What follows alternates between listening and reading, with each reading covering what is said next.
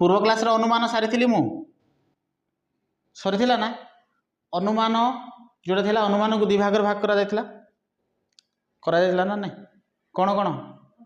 अवरोह अनुमान आउ आरोह अनुमान थिला अवरोह अनुमान जोड़ा थिला अवरोह अनुमान को पुणी थोड़े भाग करा कि नहीं कौन कौन थिला सेटा व्यवहित अव्यवहित थिला मन पकाउन कौन तुम व्यवहित अव्यवहित थिला व्यवहित को पुणी थोड़े भाग करा त्रिपदी जुक्ति जोड़ा अमिश्र त्रिपदी जुक्ति मिश्र त्रिपदी जुक्ति थिला हाँ कि नहीं आउ अव्यवहित जोड़ा थिला अव्यवहित को पुणी थोड़े भाग करा 4 भाग रे कौन कौन थिला सेटा समवर्तन व्यावर्तन विपरीतावर्तन आउ अंतरावर्तन आज जे समवर्तन आमे देखिबा आज कौन देखिबा समवर्तन देखिबा एटरे आ पिक्चर नाही लॉजिक पाठ तो पिक्चर पड़ाइबो देखो समवर्तन बुझेला ना कौन कहली समवर्तन केउ अनुमान रो गोटे भाग अव्यवहित अनुमान आम क्या कौचे जो अनुमान गोटे हेतुवाक्य सिद्धांत निश्रुत हुए केतरी हेतुवाक्य गोटे हेतुवाक्य जदि सिद्धांत निश्रुत होता है ताको आम कौन बोली कौचे अव्यवहित अनुमान व्यवहित अनुमान कौन जो अनुमान एकाधिक हेतुवाक्य सिद्धांत निश्रुत होता है ताको आम कौन बोली कौचे व्यवहित अनुमान एति क्लियर है तो अव्यवहित अनुमान आम क्या कहबा जो अनुमान गोटे हेतुवाक्य जदि सिद्धांत निश्रुत होउची ताको आम कौन बोली कौचे अव्यवहित अनुमान जो अनुमान एकाधिक हेतुवाक्य सिद्धांत निश्रुत हुए ताको आम कौन बोली कहबा अव्यवहित अनुमान एति क्लियर है तो वर्तमान को जो समवर्तन जो आज आम पढ़ा ये समवर्तन केउ अनुमान एक अंश अव्यवहित कार अव्यवहित रो एक अंश हूँ कौन समवर्तन तेणु ये समवर्तन कौन वर्तमान बुझ समवर्तन कहले क्या बुझा जाए पढ़ी था 2-3 मार्क रे समवर्तन कौन समवर्तन आम कहीपर कि समवर्तन अव्यवहित अनुमान एक अंश प्रथम पॉइंट समवर्तन कौन अव्यवहित अनुमान एक अंश बुझ तापर लिख जो अव्यवहित अनुमान रे हेतुवाक्यर उद्देश्य पद व विधेय पद यथाक्रमे सिद्धांत विधेय एवं उद्देश्य पद रूपे व्यवहार करी हेतुवाक्य निहितारु सिद्धांत प्रकाश करा जाए ताकू समवर्तन बोली कहा जाए बुझेला कौन कहले जो अव्यवहित अनुमान कारण मुझे अव्यवहित अनुमान कही जो अव्यवहित अनुमान रे कौन हेतुवाक्यर उद्देश्य आउ विधेय पद मु पूर्व कही हेतुवाक्य कौन रे एटा हेतुवाक्य तो हेतुवाक्य ना नहीं बर्तमान को एटा को हेतुवाक्य आमर 4टा हेतुवाक्य थिला ना 4टी हेतुवाक्य थिला आ सेमती ई सेमती ए आउ ओ या थिला तो एति तो थिला ना बर्तमान को एटा को हेतुवाक्य आ हेतुवाक्य ता माने से कहू जो अव्यवहित अनुमान हेतुवाक्यर उद्देश्य पद बर्तमान को एठर उद्देश्य पद किए काक हाँ कि नहीं उद्देश्य पद वो विधेय पद उद्देश्य आउ विधेय यथाक्रमे सिद्धांत रे विधेय आ उद्देश्य पद हबे माने एथरो हेतुवाक्यर जो उद्देश्य पद अछि ये कोन करबो सिद्धांत रे विधेय पद को जीवो आउ हेतुवाक्यर जो विधेय पद अछि ये कोन हबो उद्देश्य पद को यदि आसीबो ताको हम कोन बोली कहउछे समवर्तन बोली कहले यदि बुझेला ना बुझेला नहीं जो अव्यवहित अनुमान रे हेतुवाक्यर उद्देश्य पद सिद्धांत रे विधेय स्थान एवं हेतुवाक्यर विधेय पद सिद्धांत रो उद्देश्य स्थान रे कौन होता है हाँ स्थान ग्रहण करिथांती हाँ कि नहीं जो हेतुवाक्य आम कहीपर जो अव्यवहित अनुमान रे हेतुवाक्यर उद्देश्य पद सिद्धांत विधेय स्थान एवं सिद्धांत हेतुवाक्यर विधेय पद सिद्धांत उद्देश्य स्थान ग्रहण करिथाए ताको आम कौन बोली कहबा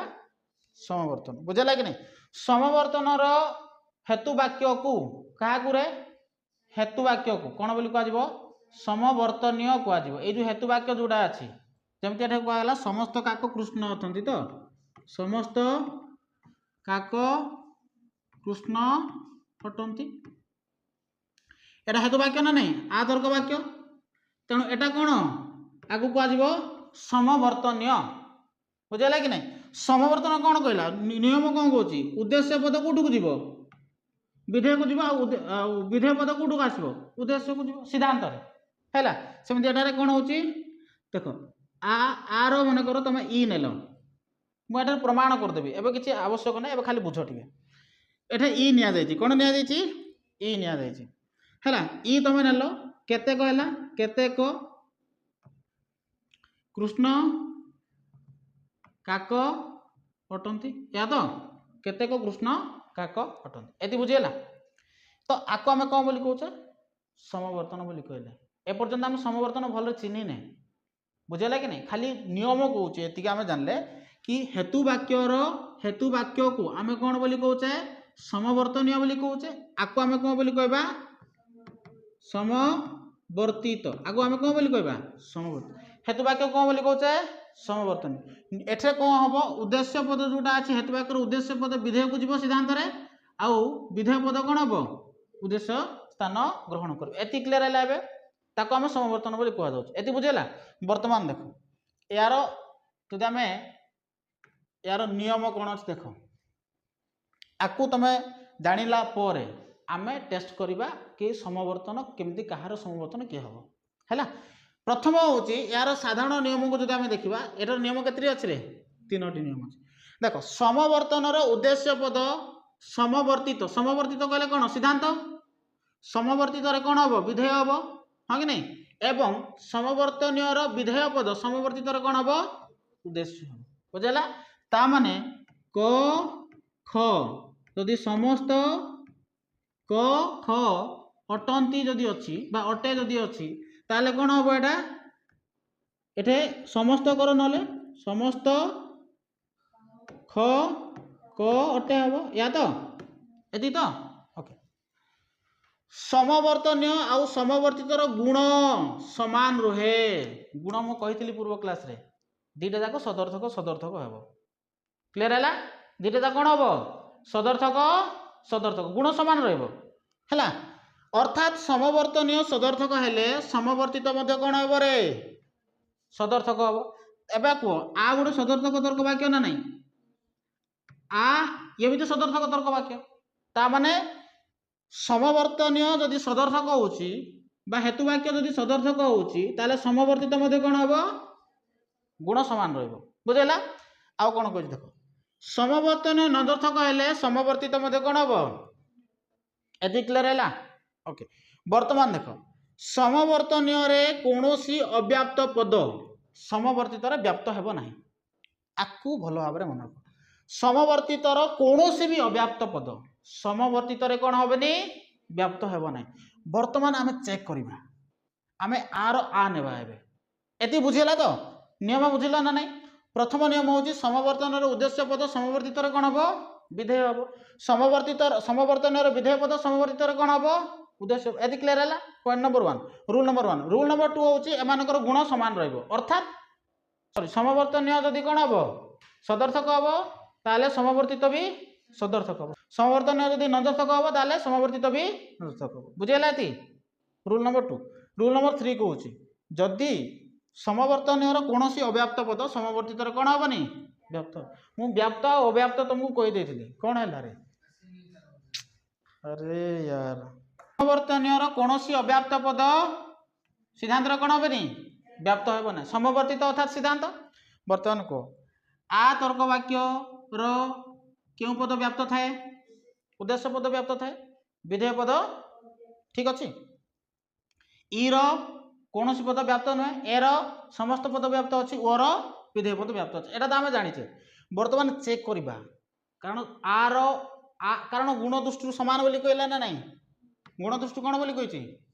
एबे आर आम एठे गोटे नियम प्रयोग करा आ निगला आर देख प्रथम कौन कही आमर उद्देश्य पद विधेय पद तो परिवर्तित हम है एठे मन कर तो आम आ नेबा सेकेंड नियम कौन कही रे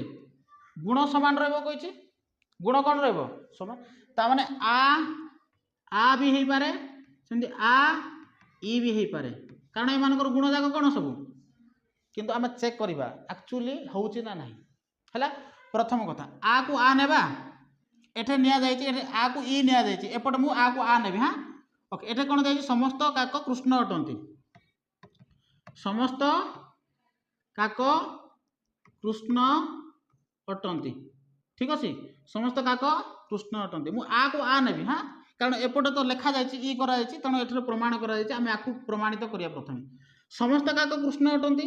नियमर प्रथम नियम कोन कहउछि उद्देश्य पद कोन हबो विधेय को जीवो समवर्तनर उद्देश्य पद तेणु कौन हम एटे एटा आ तर्क वाक्य आर सिद्धांत जदि आम आ करवा ताले कौन हम समस्त कृष्ण काक अटंती बाटे एति क्लियर है ओके गुण दृष्टि समान है नियम नंबर 3 रूल नंबर 3 कौन सी अव्याप्त पद सिद्धांत कौन हेनी ओके प्रथम कह आ तर्क वाक्य रो क्यों पद व्याप्त थाए ए पद व्याप्त थाए हाँ कि नहीं तो एठारे ए जो विधेय पद कौन अच्छी अव्याप्त अच्छी है एठारे आ तर्क वाक्य जो सिद्धांत आ नहीं छे ए आ तर्क वाक्य रे ए जो विधेय पद एठारे कौन अच्छी कृष्ण होइछे ना नहीं अरे ए जो विधेय पद एठारे जो कृष्ण थिला प्रथम नियम अनुसार स्थान परिवर्तन होइछि तो वर्तमान कौन होइछे ए कृष्ण एठारे अच्छी एबे ये भी तो आ तर्क वाक्य जेहेतु आ तर्क वाक्य एठारे क्यों पद व्याप्त होइछि उद्देश्य पद व्याप्त होइछि ना नहीं एठारे अव्याप्त थिला कृष्ण एठारे व्याप्त होइछि तो दोष बाहरिबो कि नहीं बाहरिबो ना अव्याप्त पद दोष बाहरिबो तेणु आर आ समवर्तन हेबो नाही एति क्लियर हला बुझेला कि नहीं प्रमाण करो कहले ए प्रकार प्रमाण करिवो बुझेला वर्तमान देखो एठारे आ तर्क वाक्य निया जाइछि रूल नंबर 1 एठारे समस्त काक कृष्ण अटंती लिखा जाइछि आको हम समवर्तनीय बोली कहउछे आको समवर्तित बोली कहउछे एति तो तुम जानलो ओके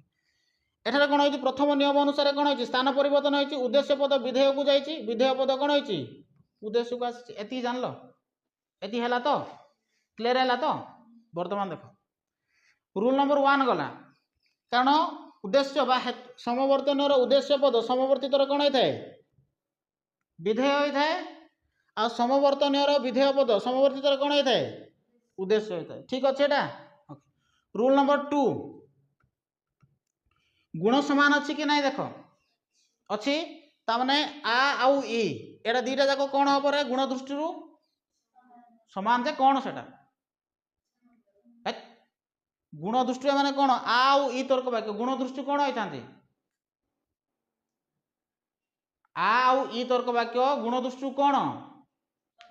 हाँ बस दीटा जाक सदर्थक तेणु कौन है एटा दीटा जाक सदर्थक है ता माने 2 नंबर नियम ठीक अच्छी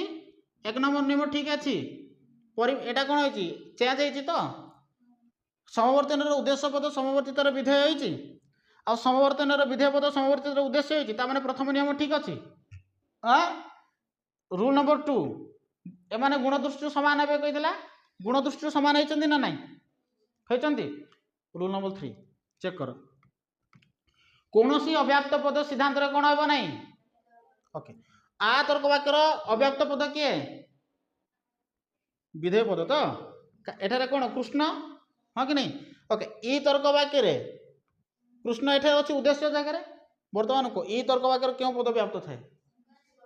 ता माने एठारे थिबा अव्याप्त पद एठारे भी कौन होइछ रे तेणु दोष बाहरिबो नै तेणु हम कहि पारे आर समवर्तन किए हबो बुझला तो आर आ कहीं की हबो नहीं कहीं ना तृतीय नियमर उल्लंघन होउछि एठारे केउ नियमर उल्लंघन होउछि